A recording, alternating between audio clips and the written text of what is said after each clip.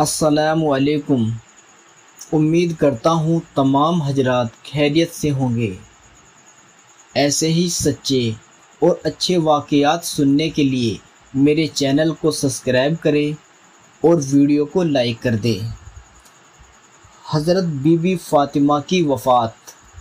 एक रोज़ सुबह के वक्त सैयदा हज़रत फ़ातिमा घर के कामों में लगी हुई थी कि अचानक हज़रत अली आ गए और आते ही कहा, मेरी फ़ातिमा की तबीयत ठीक हो गई है जो इस तरह कामों में लगी हुई है। हज़रत फ़ातिमा ने कहा, मैंने सारे काम कर दिए हैं, कपड़े भी धो दिए हैं, बस आपका ये अमामा रह गया है, हो सके तो ये भी दे दे, मैं अपने हाथ से धो देती हूँ। हज़रत अली ने अमामा शरीफ भी उतार कर दे दिया और हज़रत फ़ातिमा से अमामा धो दिया। उसके बाद हसन और हुसैन को अच्छी तरह नहलाकर कपड़े भी पहना दिए। आप जब उनके बाल संवारने लगी तो आँखों में आंसू आ गए। आप रोने लगी।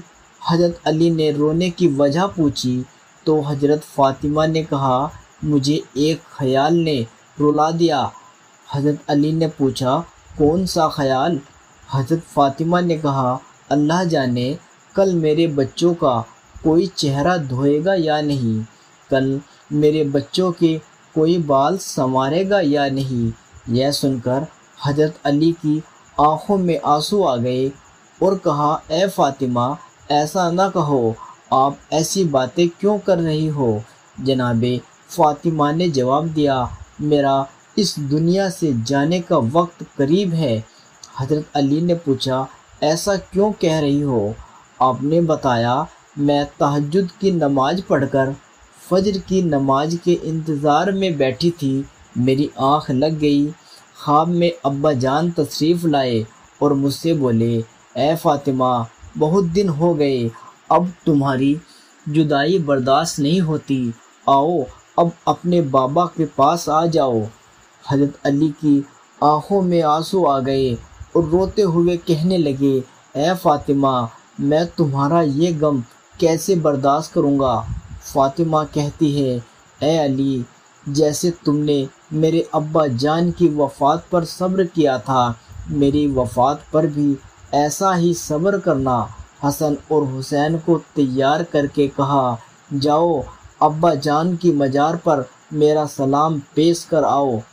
उसके बाद जनाब फ़ातिमा ने हज़रत अली का हाथ पकड़ा और कहने लगी, मुझे आपसे कुछ बात करनी है, वक्त बहुत कम है, क्या आप मुझे कुछ वक्त देंगे? हज़रत अली ने पूछा, क्या कहना चाहती हो?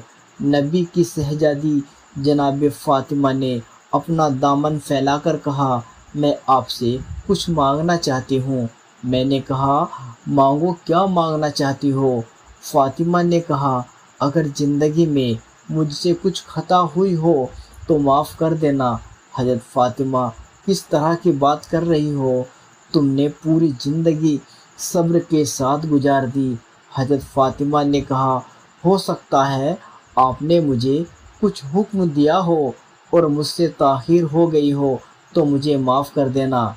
हज़रत अली ने फरमाया, फ़ातिमा, याद है तुमने अपनी ज़िंदगी मेरे साथ गुजारी है, कभी एक लुक़मे का सवाल नहीं किया, तुमने पेबंद लगे कपड़े तो पहने लेकिन लिबास का कभी सवाल नहीं किया। ए फ़ातिमा, मुझे सारी ज़िंदगी तुमसे शिकायत नहीं हुई, लेकिन ए फ़ातिमा, मैं भी कुछ कहना चाहता हूँ। कल क़यामत के दिन मुस्तफ़ा के साथ खड़ी हो तो कहीं मेरी शिकायत मत कर देना, यह मत कहना, ए अब्बा जान, तुमने मुझे किसके साथ छोड़ कर आए थे जिसने फ़ातिमा को कभी भर पेट खाना नहीं खिलाया, उसके साथ जो फ़ातिमा को कभी लिबास नहीं दिला सका।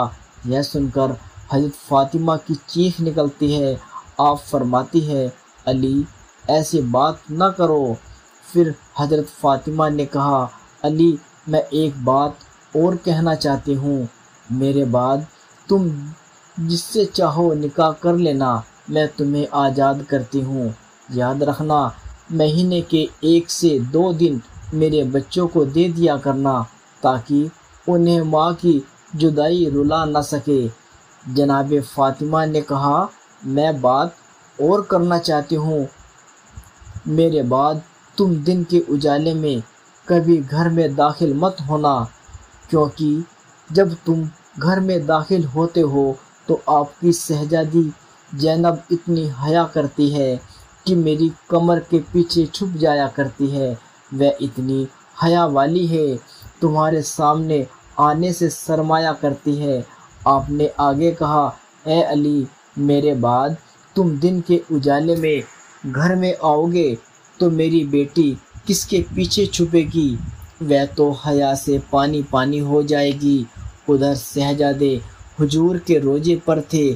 ایک نورانی چہرہ سامنے آیا اور کہا کہ بچوں اپنے گھر کو جاؤ، کیونکہ تمہاری ماں کچھ دیر کی مہمان ہے۔ بچوں نے پوچھا، آپ کون ہو؟ انہوں نے کہا، مجھے ابراہیم خلیل اللہ کہا جاتا ہے۔ بچوں نے کہا، صرف یہی بتانے آئے تھے؟ نورانی چہرے والے نے کہا، صرف میں نہیں بلکہ سارے انبیاء، خود مصطفیٰ تمہاری والدہ کی روح کا استقبال کرنے کے لیے مدینہ تشریف لائے ہیں۔ یہ سن کر بچوں نے دوڑ لگا دی اور جا کر ماں کے قدموں سے لپٹ گئے۔